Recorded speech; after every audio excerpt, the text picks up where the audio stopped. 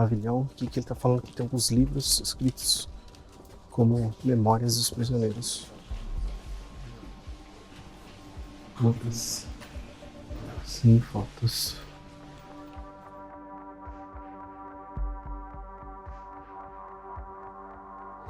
Two types of exhibits you can see pile of glasses which look like they were birds, that is true. As grades, e depois as cercas elétricas, eram locais para a equipe da SS.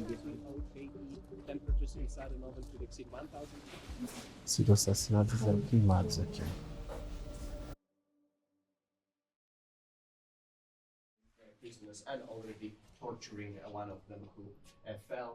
Essa sala que a gente está visitando, ele já está dando essa introdução relacionada aos trabalhos escravos e também aos métodos de tortura. Como vocês podem ver aí, eu estou mostrando ali pás, escavadeiras ou materiais ali de serviço, mas em conjunto também materiais de tortura, porque eles eram perseguidos sem nenhum tipo de piedade para que os trabalhos fossem executados também até um bel prazer do oficial que estava a cargo, que eles tinham esse prazer sádico, né, de não só fazer com que eles trabalhassem de forma desumana, como também no processo de tortura.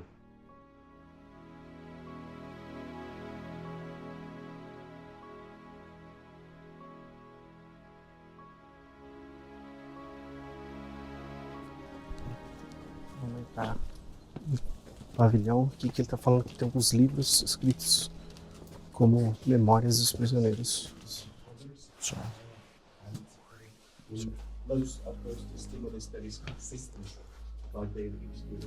A gente escuta muito falar sobre a perseguição dos judeus na Segunda Guerra, sobre o massacre, o Holocausto. Como a gente vive no Brasil, muito distante dessa época histórica e do que aconteceu, às vezes a gente não tem dimensão das coisas. É triste falar isso, mas os povos judaicos foram basicamente erradicados da Europa. Se a gente pensar no número de pessoas, famílias que abandonaram suas casas, tanto de pessoas que foram executadas, tanto no leste europeu quanto em países mais tradicionais turísticos, assim, eu não tenho tanta facilidade de ver comunidades judaicas. Naquela época, a gente tinha uma população muito alta de judeus na Europa. É curioso isso e triste.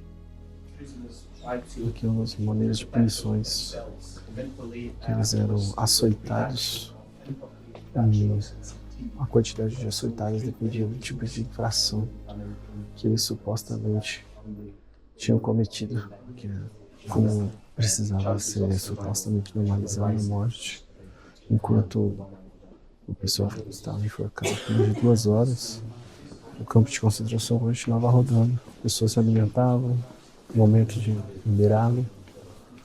Aqui a gente tem a foto de alguns prisioneiros, suas ocupações, a data de prisão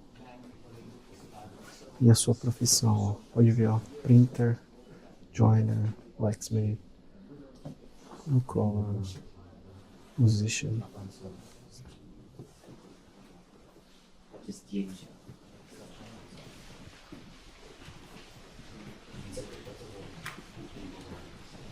Temos até muitas, sim, fotos. Pessoal, o bloco 11, talvez um dos blocos mais difíceis de falar, de visitar, mais cruéis e históricos desse momento de Segunda Guerra, né? Vocês vão ver que eu vou estar mostrando aí rapidinho, a fila das pessoas ali, o amontoado de grupos fazendo as visitações, é muita gente, então você tem que passar até muito rápido, às vezes não dá tempo nem de ler as mensagens, né? Ele era um local para julgamentos, prisões, para execuções, locais completamente insalubres. Tem as primeiras salas ali, vocês notam que é as salas de julgamento, e vocês vão ver que na lateral a gente sai entre o prédio, entre o bloco 11 e o 10, você vê ali a parede de fuzilamento, né? Então é um dos momentos mais marcantes aí da nossa visita.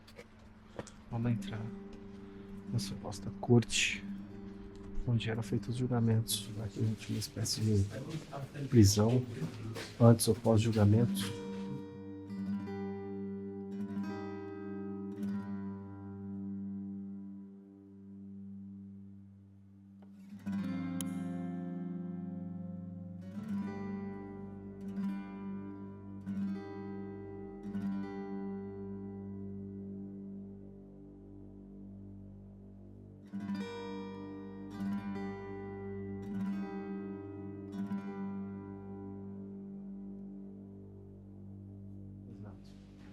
Tem um subsolo aqui. Ele tá falando assim, mas é difícil muito de acompanhar.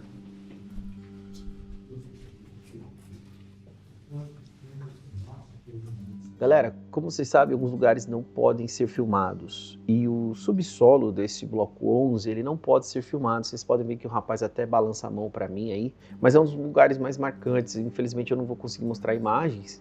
Mas é onde existiam as celas de tortura, tá? Bem no subsolo você consegue enxergar o quanto foi um momento muito difícil na nossa história.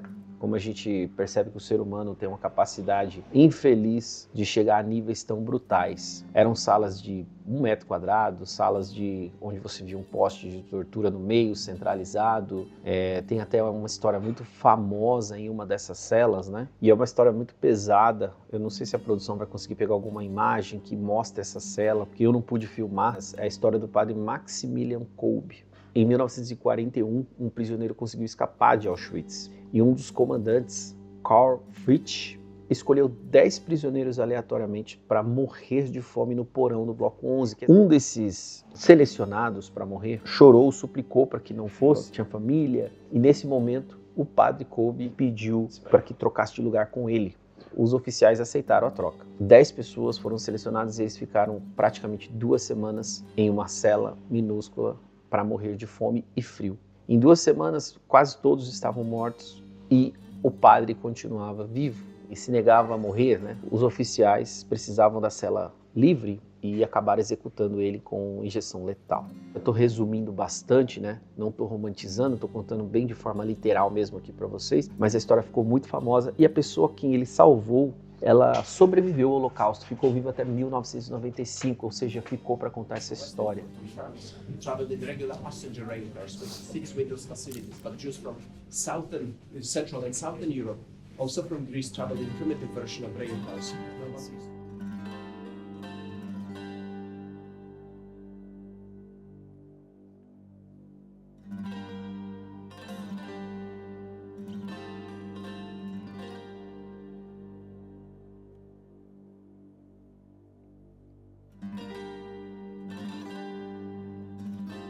Como que funcionava essa questão da câmera, né? A gente era subterrânea, né? Era informado para os prisioneiros que eles iriam tomar banho. E quando eles entravam e se amontoavam, cerca de milhares, dependia do tamanho da câmera, com o passar dos anos as câmeras foram ficando maiores, porque eles precisavam muito de um processo de execução que comportasse muitos números e que gerasse uma certa eficiência. O que parece uma espécie de comprimido, é o Zyklon B.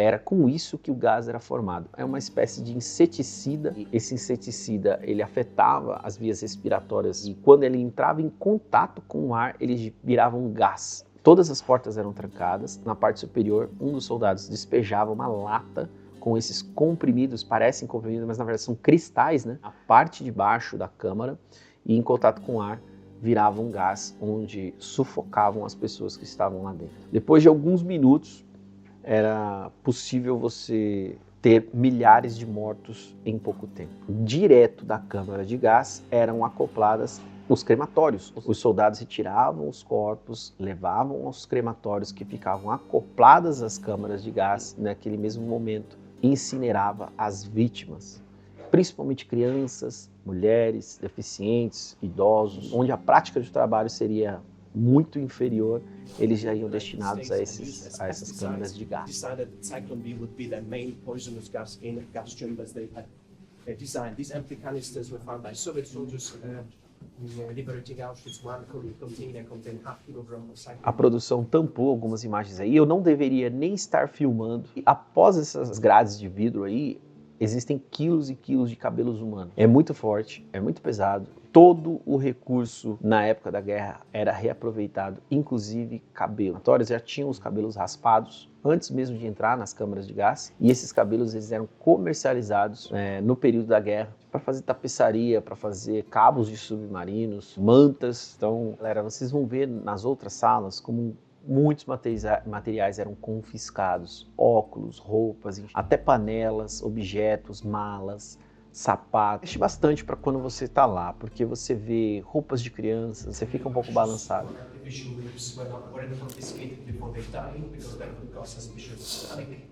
After they would cross these as well, they would become workshops to be cut or torn in the search of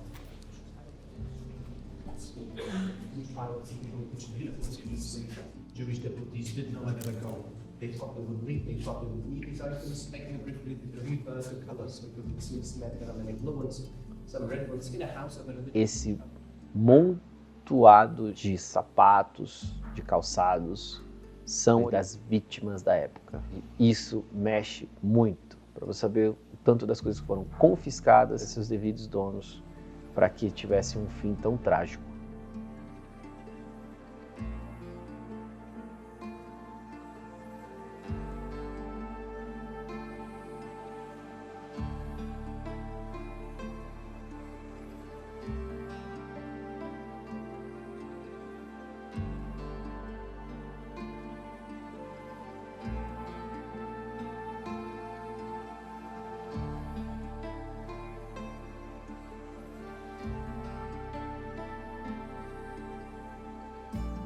Galera, um dos pontos mais marcantes aqui da nossa visita em Auschwitz I. Vocês podem notar que depois da cerca ficam uns alojamentos dos oficiais e um dos gestores que comandou o campo de Auschwitz I foi Rudolf Höss. Eu não sei se assim se pronuncia, se eu estiver errado alguém me corrige aí, por favor. E, após a guerra ele foi condenado à forca. Após a condenação ele voltou onde ele comandou e trabalhou a vida inteira e foi forcado no mesmo local, em frente à câmara de gás. E na frente da forca vocês vão ver a câmara de gás intacta.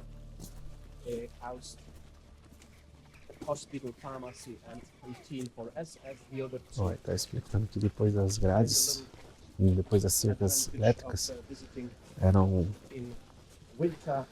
locais para a equipe da SS, seja administração, enfermaria, mas agora dos alemães. Já deste lado de cá, então, estamos falando do lado privilegiado. E aqui foi onde o comandante, que é o Rudolf Höss, que morava aqui nessa casa que eu comentei, foi enforcado em 1947 pelos seus crimes cometidos aqui.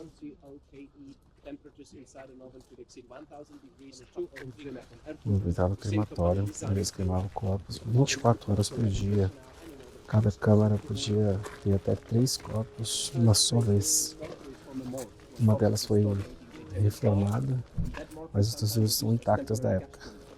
September 41, 700 could be murdered at a time, and it took 2 days and 2 nights to burn that many corpses.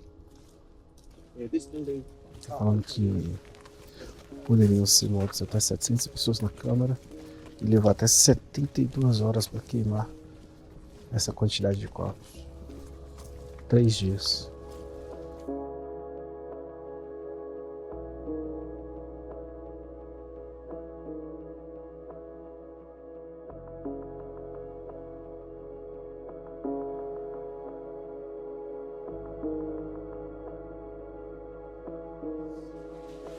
Eles terem sido assassinados e eram queimados aqui. Isso aqui é bem pesado, gente.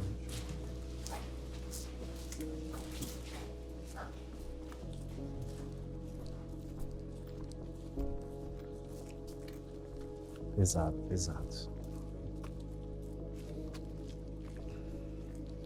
Gente, depois eu vou deixar as considerações de cada pedaço do vídeo, porque é muito rápido. Não tem como você focar nas coisas assim com atenção, porque realmente não tem como. Eu até fiquei percebendo que não tem como ele também fazer devagar, porque não comporta muita gente. Agora a gente tá pegando um ônibus que é do próprio museu, e ele vai deixar a gente em outro ponto, em outro campo. A gente vai mostrar mais coisas.